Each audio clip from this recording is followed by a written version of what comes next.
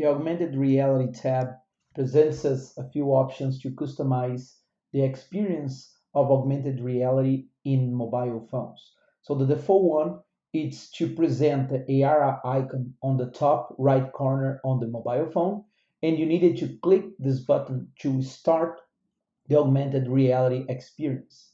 Like in the preview, when you click it, the AR button, the augmented reality will go to start if you're on a mobile phone. And if you're on a desktop, when you click it, you see the QR code that it's available for you to scan with your phone. The second option is the presence of a AR icon plus the augmented reality will auto start when you're using this option on a mobile phone.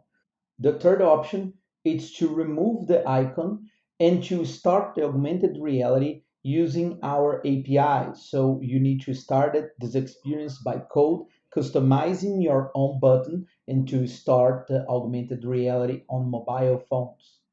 As you can see, the model by default is placed on ground. This is because the technology of augmented reality is primarily make detection of ground planes. But with the option to enable to be placed on walls, the model will primarily look for vertical walls or vertical planes. So the model will be automatically attached to that instead of being automatically attached to a ground plane, to a floor plane.